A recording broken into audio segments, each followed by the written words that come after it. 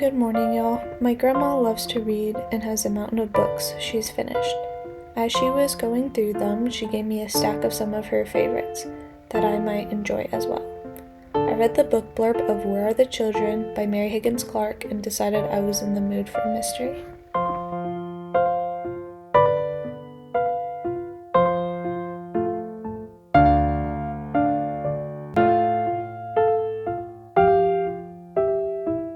This is a story about a woman named Nancy Harmon, and she had 2 children many years ago before where this story takes place, and they went missing and were found dead, and she was blamed for their murders. And she went through all these the trials and the court case, but was able to go free. And now we see her 7 years later, and she has 2 new kids. She's remarried, she changed her last name, she changed her hair color, and she just wants to leave her old life behind and focus on her present family. But one day, both of her children go missing again. She's very suspicious that she could be the one that kidnapped them or even murdered them. No one knows what's happened to them. And it's so crazy. All you feel throughout the whole story is just dread the entire time. You feel so bad for Nancy because you as a reader, you can see who kidnapped them for real, because that's not a spoiler, by the way, because you can see from everyone's perspective early on. And so you watch the kids getting kidnapped and you know where they are, but no one else does. And you might think that that might make for a not a very suspenseful story, but this was very suspenseful, even though you knew where the children were. And you just want to see the children get safe before anything bad happens to them further. And you just want to see Nancy get free. But also, the author, Mary Higgins Clark, she has a way of making you second guess everything. And even though you know the mystery, you don't know the full story of everything. You don't know everyone's backstories, and she keeps adding in new characters as the story goes on and makes it more interesting.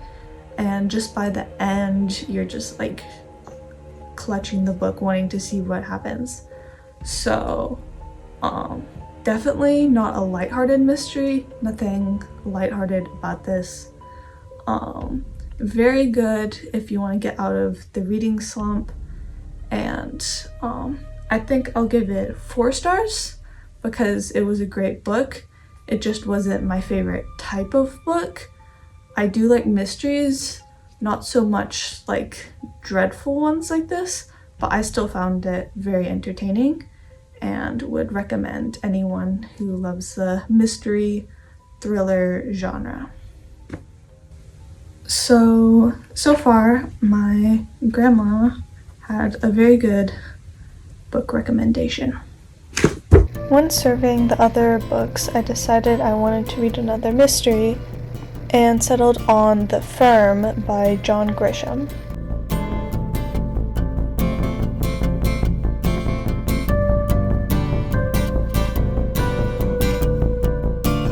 So I just finished reading The Firm by John Grisham.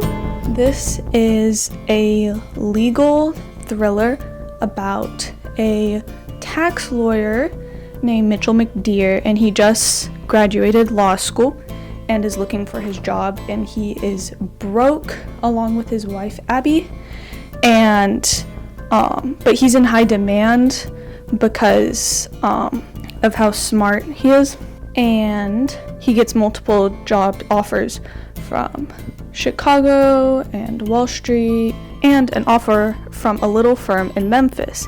He decides to just entertain the idea of this small law firm hiring him, and he goes there and interviews and finds out that this job is such a steal. The law firm offers to pay off his college loans, offers him a good mortgage, a new car, and high pay. So he accepts the job at the Bendini, Lambert & Locke firm in Memphis. And he's like, wait, why did you want me? out of all the lawyers you could have hired. And you can see right from the beginning how messed up this law firm is, because it is from like an omniscient point of view for a lot of the story, or it jumps around to a lot of perspectives. And so you can see from the lawyers already at the firm, they don't know everything yet, but kind of some of their weird requirements for their lawyers, but he happens to fit all those. And so he's like, yeah, okay, this seems great. And he gets hired on and everything's going normal. That is until one day he starts noticing a lot more odd things. Hold on. And here's strange stories about how the law firm has never fired someone. It's only had lawyers leave by retirement or death. And so he doesn't think much of it at first until he gets approached by the FBI. And now he's not sure what to think, and this story takes so many crazy turns. A lot of the dialogue in this I also thought was really good. Some lines were pretty like witty and clever.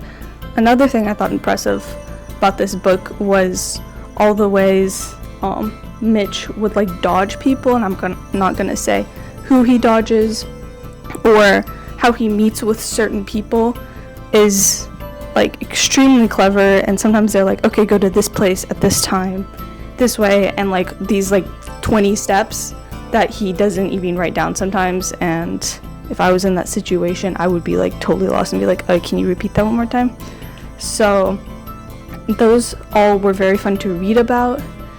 And also the ending caught me so off guard. Like Mitchell McDear is a very unpredictable protagonist, and I had no idea what he was going to do at the end of the story. And he was really like clever throughout the whole book, and somewhat unlikable just because he was like kind of arrogant and making like really dumb decisions. But at the end, some of it paid off, and some things I felt were left a little untied. But besides that, I thought it was a great book. Very nice. The chapters get a lot shorter towards the end, and it just makes you want to keep reading and reading and reading. And yeah, I think my grandma has very good taste in literature, and I would give this book 4.2 stars. I did like it a little better than Where Are the Children by Mary Higgins Clark, but I thought both of the books were great. So yeah, adios.